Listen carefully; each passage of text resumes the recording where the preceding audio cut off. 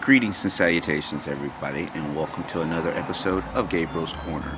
How's everybody doing today? Well, if you live in Florida, it's kind of rainy right now, but it did stop and the sun kind of peeked out, but it's still all cool. It's gravy and scoochy. So, how's everybody doing this fine Thursday? As for me, started off kind of rough.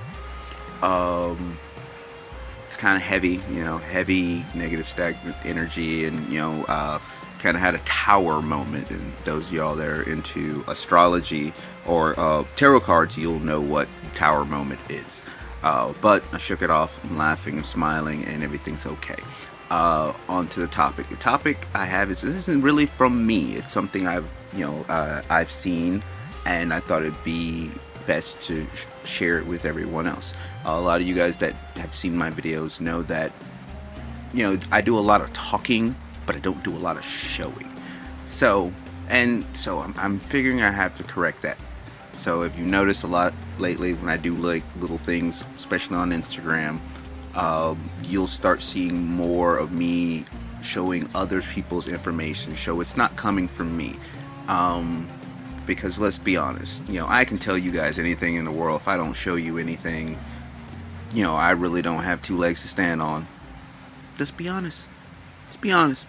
So, I figure I'm gonna let the people that actually done the research, because I've looked it up and what they're saying is accurate, but it's also common sense, especially on this video.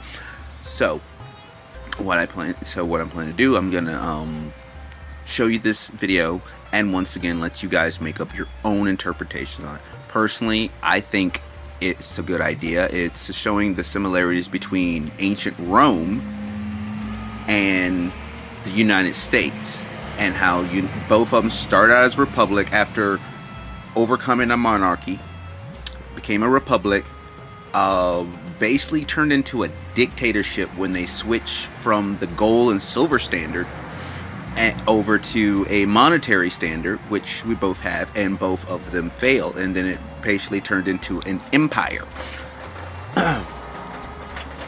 Now, once again, my personal opinions in it, honestly, there's similarities there, and history does have a way of repeating itself. And my perspective on this, and what I'm encouraging everyone to do, is to look at this video, which I will put the link to this on YouTube, also including the site it's at, so you guys can look it up yourself and watch the entire video, because I don't want you to go totally on what this little segment that I show you, so you can come up with your own interpretations, and perhaps we can have a discussion one day about it live on YouTube, and see where we go from there.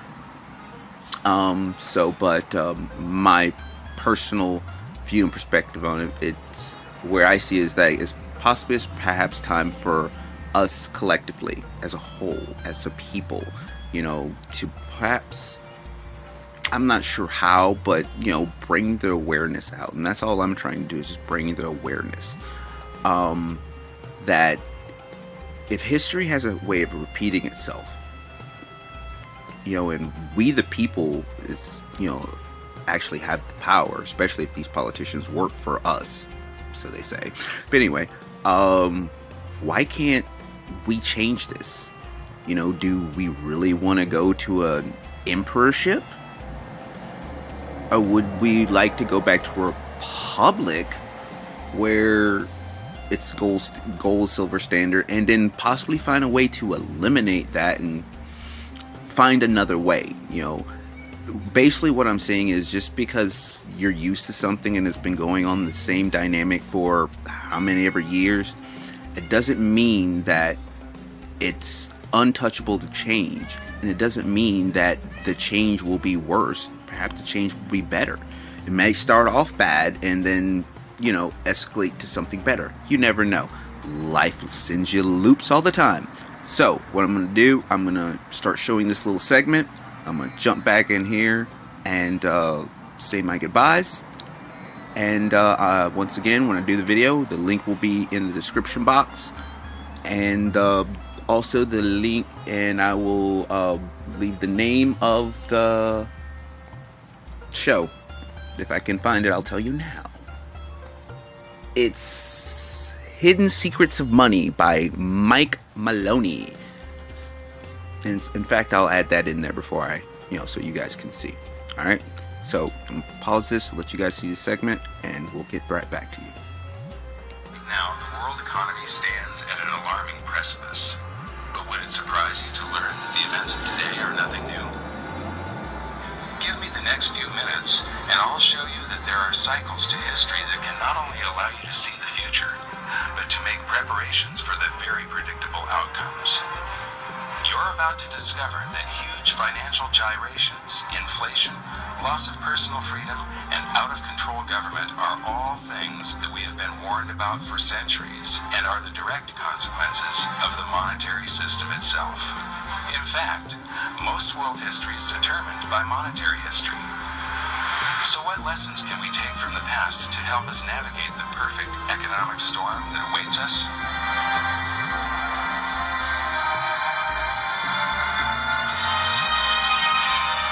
Debasing a nation's currency. So now let's start filling in our timeline of events to keep track of the major similarities between Rome and the USA. We just learned that the early Roman Republic enjoyed a long period of practically no inflation because they used sound money, pure gold and silver. Interestingly, the United States started on the same path. From the late 1700s to the early 1900s, prices were very stable thanks to laws that mandated the use of gold and silver as money, and our people were not robbed by inflation. But in both instances, it was the ongoing debasement of the money for war spending and public works that led to economic chaos. Tell us the parallels between Rome and what's happening in the United States today. Well, they're obviously two very different societies, but there are some broad parallels. Rome was a republic. They made sure they had two people each year who were the rulers, the consuls. They always changed because the Romans were worried. They'd had a monarchy before, very unpopular. They overthrew it. So they didn't want anyone getting too many powers. What did in Rome, no surprise, excessive taxation and debasing the money. When you look at the coinage, it started out being an exact measure of copper for the sestertii and silver for the denarian. By the time it was all over, worth absolutely nothing with perhaps a wash of silver to make it look like the original thing, which is exactly what we're doing now. So these patterns repeat themselves. They always repeat themselves. The Romans were the first culture to understand that a currency maintains its value because of its rarity. Julius Paulus once said, "This device, being officially promulgated, circulates and maintains its purchasing power not so much from its substance as from its quantity." Even still, the Romans never stopped churning out more currency, just like the USA today and the ancient Greeks before them. But in their race to debase, the Romans came up with some new twists of their own. The first of these twists was coin clipping. Whenever a Roman would enter a government building, they'd simply clip the edge off of their gold or silver coins. They would save up all of those clippings, melt them down, and mint more coins, expanding the currency supply. And when that wasn't enough, they developed the art of revaluation, where you just take a coin and you stamp a new value on it. You got 100. That's simple. To something less than precious metals, and the Roman Empire famously clipped their coins. This was a debasement of the currency. There wasn't a paper currency, but it was a debasement of the currency. In the U.S., there's a very interesting phenomenon going on where they're not clipping coins, but when you go to the supermarket, you find that the portions of the items at the supermarket on sale are shrinking. You know, the servings on various other consumer products are getting smaller and smaller, but this price is the same. So it's very similar to that old Roman coin clipping trick from 2,000 years ago. It's another form of currency debasement, but it's hidden through cardboard and marketing and fancy presentation. But the people are nevertheless having their currency debased. So why should you care about this? The quality of a society is directly proportional to the quality of its money. Stable money leads to stable prices, which leads to a stable society. Whereas debasement of the currency leads to the demise of empires. Okay, everybody, greetings and salutations. I'm back. Okay, you guys all see that, and just give me your thoughts. Give me your thoughts, your views in the comment section. You know, I'm interested to hear my personal views. This is just me. This is just me. I think that us as a people, not just in the United States, but in other countries as well, because I honestly do not feel that it's solely in the United States. I mean, come on, if it was in Rome 2,000 years ago, and here we are doing it 2,000 years later, and pretty much, and our money is all over the world. And, you know, no, I'm not saying anything about us being bullies or anything like that. Don't put no words in my mouth. What I'm just saying here, if you see a pattern, sometimes you got to break the pattern, and sometimes breaking patterns are hard. Trust me, I fucking know. Just, you know, simple little patterns in your life. Yeah. Here's one for me today. Well, let's go yesterday. Yesterday, you know, earlier I said I had a tower moment. That's when, you know, when you think you know what's going on, and you're up here, and everything gets, and the universe comes in, and everything gets shook up, and you're like, what the fuck?